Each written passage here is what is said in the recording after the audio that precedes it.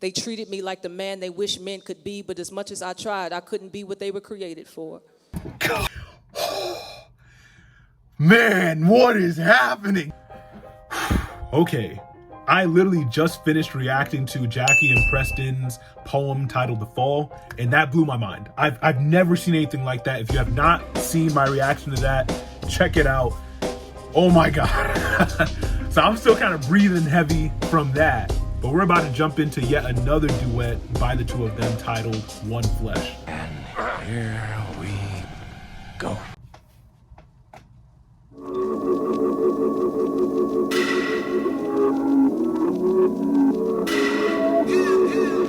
Okay, this must be them as children, I'm assuming.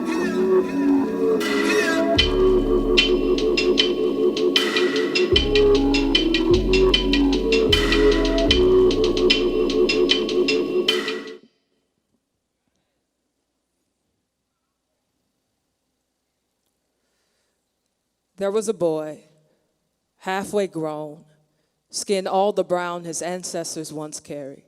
If you knew him, you love him quick, call him Lil Bro, rest your arm on his shoulder and let your Saturdays become his new home. His voice wasn't heavy yet. It was still a swing on the playground, a game of horse, a do you like me, say yes kind of noise. There was a girl, her skin a beautiful coffee stain, eyes deep enough to swim in but never drown. More inquisitive than most her age, she was always a question staring at the world for answers. She made most grown-ups prophetic. They would all say, this little girl gonna be a teacher, amazed at how her early mind worked. There he was, breathless from playing house in the bottom of grandma's home, the basement, a hiding place for his cousins to run and wrestle and be all that puberty demanded, playing with a girl he knew.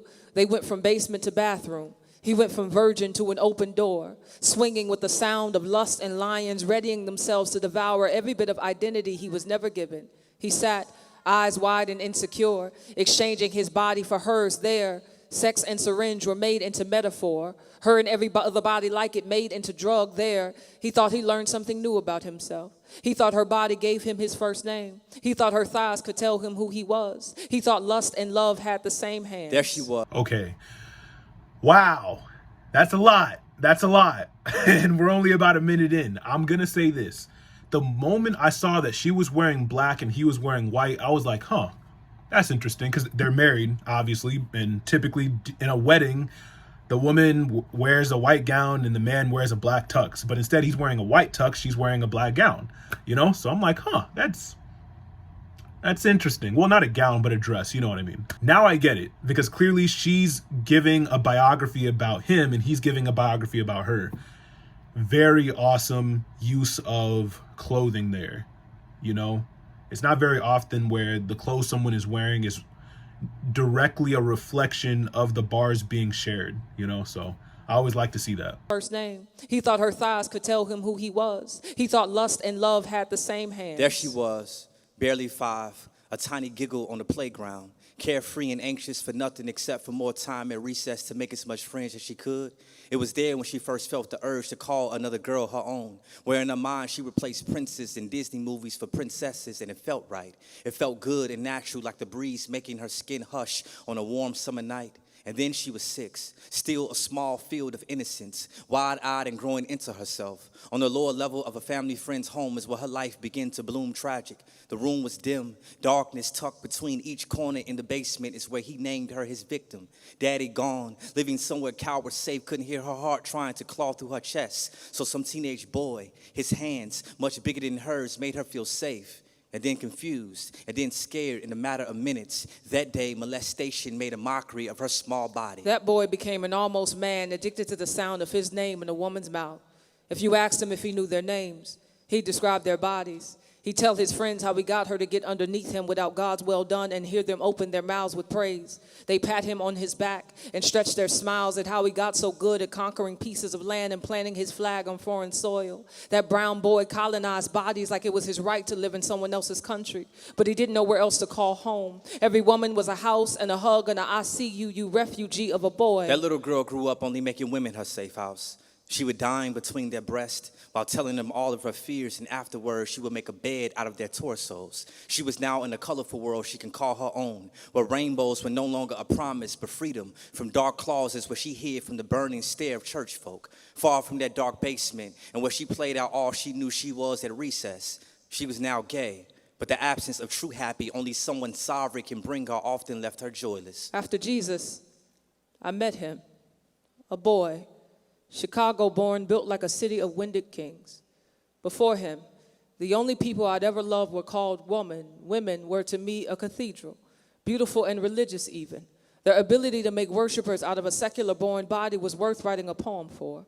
While with them, I became unlike them, sagged my pants, flattened my chest, sat down, legs wide, as if I had something between them to protect my voice. Already a cello played with one hand made women obedient. They treated me like the man they wish men could be, but as much as I tried, I couldn't be what they were created for. A few moments later. Man, what is happening? Yo, this is crazy. It keeps getting crazier and crazier. Like, I'm wondering where it's going to peak out and then resolve. You know what I'm saying? Wow. And you can see the audience is just entranced. Like, yo. And this is a great way to know someone's, like, story of how they came together. You know what I'm saying? Each person sharing the other's story. Beautiful. And there's a lot of trust that's required to do that. A lot of trust. You have to really trust that the other person knows you and appreciates your story to share it on your behalf. You know what I'm saying? My question is, did Jackie write the lines that Preston is reciting, and did Preston write the lines that Jackie is reciting? Or did Preston actually write the lines that he's reciting on Jackie's behalf, and did she do vice versa for him? You see what I'm saying? Like, I'm wondering which it is. Did they write the lines for the other person to recite, or did they write their own lines that they'd recite on behalf of the other person? That's really what I'm asking. Jackie, Preston, if either of you see this, please let me know in the comment section. I love knowing the creative process to the product. You know what I'm saying? Okay, let's keep going. Meeting the man God made to be mine was scary. To see him was to see the man named Daddy that came and left like he couldn't stand to see his face on somebody he didn't love. To see him was to remember all the men before him that taught me that trust ain't safe with nobody but God. But what happens when God is telling you to give your trust to somebody that ain't him? When I met her, she was now a saint, and I had met God too. Our hearts knew as the wet earth when God first whispered the world into existence. Because of grace, I was now learning to see women as women and not bodies to lay my insecure. Most midnights, I fought to enter into God's presence instead of entering into a woman to feel whole. Hard when your skin worshipped a woman's touch for so long. Hard when for so long created beings with soft hands held my broken instead of the God who made their hands. Silly how I often doubted if his touch can make me feel new as theirs did.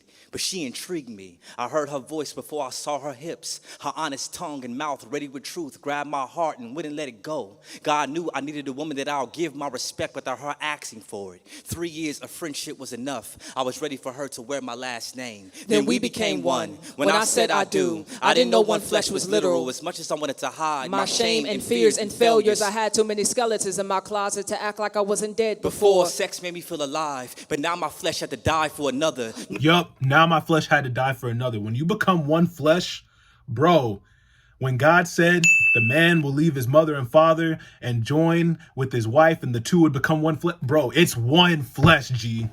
True, and yeah, that's pretty true. That's true, and yeah, that's true. That's true. It's one flesh. So all the skeletons you got in the closet, they about to come out. Because your skeletons are now his skeletons. His skeletons are now your skeletons. That's the game. That's really how it be. And they're really giving it to us for real. And I appreciate that because like folks like myself, you know, when you're in a long committed relationship as a believer, you really need the right kind of people in your ear. You know what I'm saying? You need the right kind of wisdom to be able to make that work. Marriage is it's not something you should just do flippantly. You know what I'm saying? There's value is an understatement. It's sacred. It's sacred in all honesty. Wow. Okay. By the way, I like how they had the camera zoom into a couple that was listening in the crowd. That was dope. give my respect without her asking for it. 3 years of friendship was enough. I was ready for her to wear my last name. Then we became one. When I said I do, I didn't know one flesh was literal. As much as I wanted to hide My shame and fears and failures. I had too many skeletons in my closet to act like I wasn't dead Before, before. sex made me feel alive, but now my flesh had to die for another. No one told me my wedding was also a funeral. My hands a casket for the flowers to lay. My dress a white lie. Couldn't the guests see all the dust I'd come from? All the dust I was going to. Couldn't they see the girls and the porn and the girls and the lust and all the things God set me free from? Set us free from the pride and the fear and all the things God put us together to make each other free from. Is it a mystery how God's sovereignty magic tricked us from two sexually broken people and made us one flesh whole in matrimony And made us holy. Okay. Come on. Let's go home. Let's go home, ladies and gentlemen. Let's go home. Let's go home. Yes, indeed. Okay. Identity's now up to God to give, for God to define, for Jesus to see and tell us who we are. We are His and each other's. And ain't that a miracle? The process of turning two into one, unclean into forgiven, the visibility of God's voice when we became the Lazarus to whom He spoke. This boy, a man now, a husband, mine, he has been to me a mercy. Every new morning, I don't think of all the women He has known when we wake. I remember them as God does. Therefore, I forget them as God does. When they come to hunt us both, reminding us of what God buried, both His struggle and mine.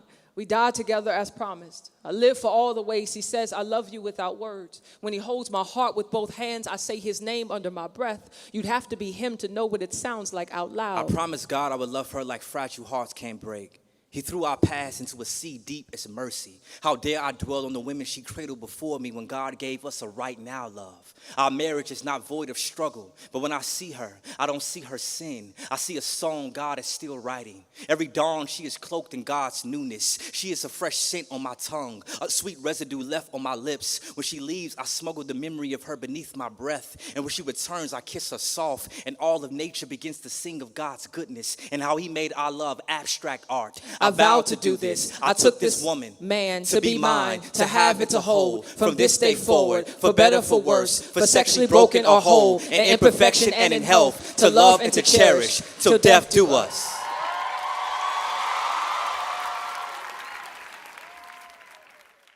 Wow.